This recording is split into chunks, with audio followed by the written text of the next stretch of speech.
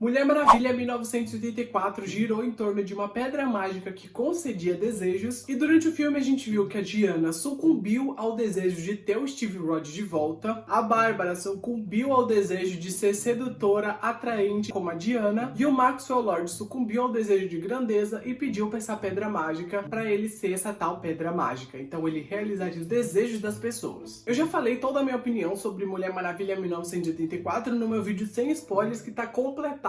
Realmente eu falei de todos os pontos, mesmo sem spoilers eu ainda consegui pontuar algumas coisas, então falei os pontos positivos e os poucos pontos negativos. Eu vou deixar o vídeo aqui no card se você tiver interesse em ver, porque nesse vídeo eu vou focar muito em falar sobre o final e falar como tudo que aconteceu no último ato do filme impacta diretamente, talvez numa sequência, numa cena pós-crédito. Então fica comigo pra gente falar sobre o final de Mulher Maravilha 1984.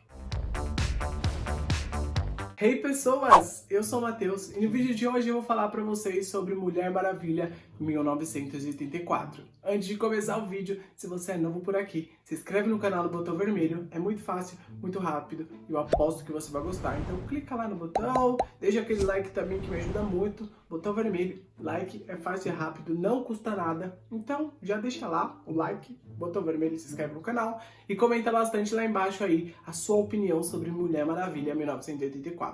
Eu quero muito saber a opinião de vocês, a opinião é muito importante. Então comentar não custa nada também e é muito fácil. Então comenta lá embaixo, por favor, porque isso engaja o vídeo e ajuda o meu vídeo a subir lá no YouTube.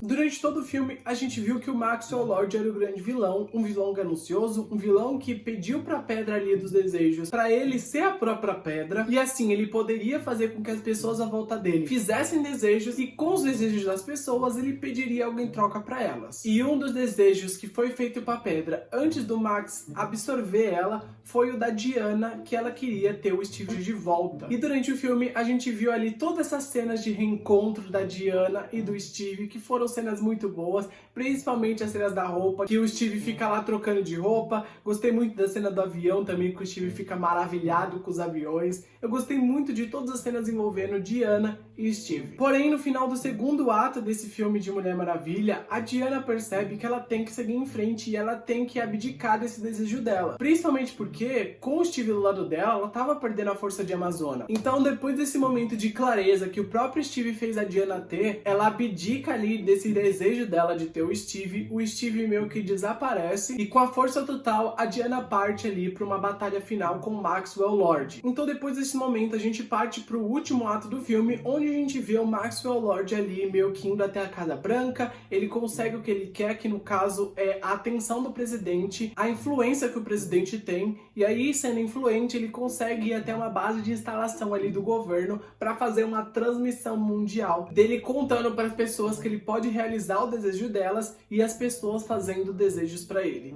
E aí, quanto mais desejos as pessoas fazem para ele, mais coisas ele pede em troca das pessoas, mais poderoso ele fica e mais o ego dele infla e mais ele se acha grande. Então essa grandeza tá consumindo a cabeça dele. Quanto mais desejos ele concede, mais o caos generalizado ali consome o planeta e nisso a Diana tem que impedir ele. Entretanto, antes que a Diana consiga chegar perto do Maxwell Lord, ela tem que derrotar a Bárbara, que foi consumida pelo seu desejo de ser notada ali e acabou se transformando na temida Mulher Leopardo. Então, nesse momento, a gente tem uma luta entre a Mulher Maravilha e a Mulher Leopardo, que é o clímax do filme. E essa é a cena que eu mencionei lá no meu vídeo sem spoilers, onde eu falei que parecia que eu tava reassistindo Cats. Porque essa cena, mesmo que eu tenha adorado o filme, essa cena que eles usaram o efeito na Mulher Leopardo foi terrível. E eu entendo que a personagem em si é complicada ali de ser toda trabalhada, mas pra mim essa cena não funcionou. E quanto mais eles tentavam deixar a cena séria, mais eu ficava internamente rindo, porque os efeitos estavam tão estranhos que eu ficava pensando no musical de Cats.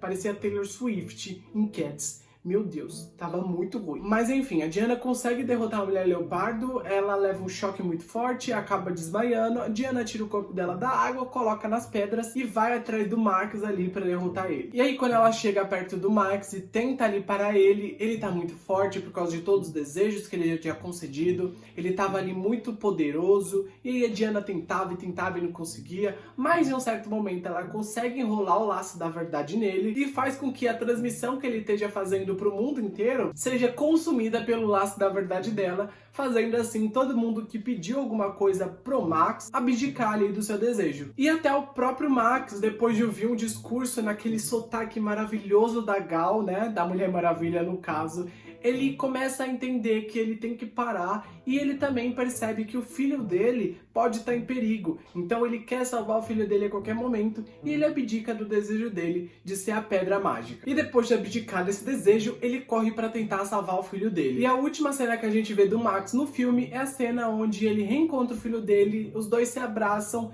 e simplesmente acaba ali. Muito provavelmente, pela minha visão, o Max se redimiu ali, teve um momento de redenção, ele entendeu que a grandeza nem sempre é a coisa necessária, o filho dele via ele como grande, ele não precisava mostrar que ele era grande para os outros, ele estava mesmo mostrando para si mesmo que ele era grande, e ele estava decepcionando os outros à volta dele. Então eu percebi que no final do filme ele entendeu que a grandeza nem sempre é a coisa necessária, e ele foi ali ficar com o filho dele, que era uma coisa que importava muito. Pelo menos essa foi a minha visão do final do personagem Max. Enquanto isso, a última cena que a gente viu da Diana foi uma cena que se passou muitos meses depois ali daquele acontecimento onde ela lutou com o Maxwell Lord e com a Mulher Leopardo. Ela ainda não tá namorando ninguém, ela ainda não tá em nenhum relacionamento e ela tá nas festividades de fim de ano. A gente vê ela olhando pra uma decoração natalina e do nada quem aparece do lado dela é o carinha que o Steve tava dentro do corpo. Coincidência, né? Exatamente esse tipo de coincidência que eu falei que é muito conveniente nesse filme. Mas tudo bem, a gente passa um paninho. Esse cara e a Diana acabam conversando durante o final do filme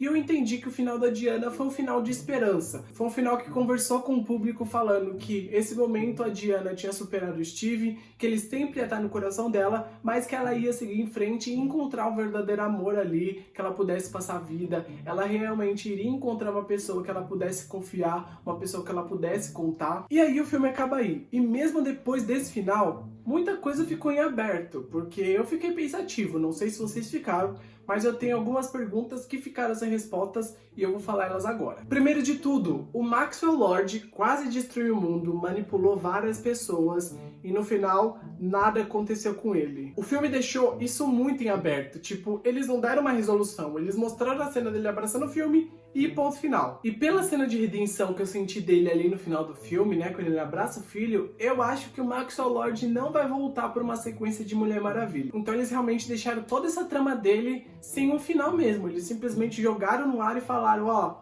paciência. Segunda coisa, depois do Max abdicar ali o desejo dele de ser a pedra desapareceu. Tipo, não teve uma resolução. Onde está essa pedra? Pra onde ela foi? E eu sinto que essa pedra ainda pode voltar como um empecilho no universo de si. Então eu não descarto que eles possam talvez usar em um futuro filme de Mulher Maravilha ou em futuro filme de Liga da Justiça. Talvez no futuro filme até mesmo do Adão Negro.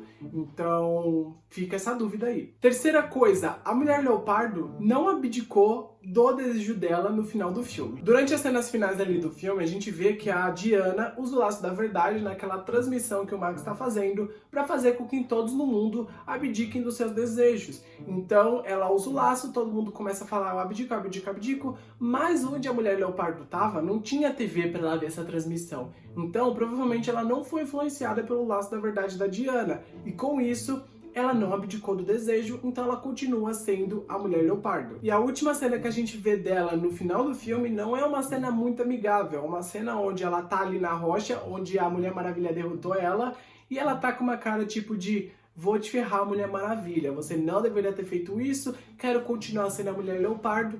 Pronto, acabou. E daí, depois disso, ela não aparece mais, então ela não tem um final fechado, o final dela ficou totalmente aberto E é nesse momento que eu entro para falar de uma possível cena pós-crédito que não foi exibida na cabine de imprensa. Ninguém no mundo assistiu, talvez você assista nos cinemas, mas nós que assistimos na cabine não vimos a cena pós-crédito, então eu teorizarei aqui o que pode ser essa tal cena pós-crédito. O filme termina com uma cena até que fechada para Diana e uma cena meio que entreaberta para o Max, mas não uma cena ali que impactaria no próximo filme. Então o Max, para mim, no momento, é um personagem totalmente irrelevante. Só que o filme termina com uma cena totalmente em aberto para Bárbara, vulga Mulher Leopardo. E a gente não teve a mínima resolução para a história da Mulher Leopardo. E como eu disse para vocês também, não foi um filme que trabalhou muito bem a personagem. Ela às vezes aparecia só por aparecer e nada mais que isso. Então eu imagino que talvez a Mulher Leopardo apareça querendo vingança contra a Diana e talvez anunciem ela como a próxima vilã aí do próximo Mulher Maravilha. Ou quem sabe mesmo, ela encontre outro vilão e ela se una a esse outro vilão para querer destruir a Diana. Ela conhece a história da Diana, ela sabe quem é a Mulher Maravilha, então eu acho que pode ser isso também. Vamos lá, eu voltei só para falar dessa bendita cena pós-crédito.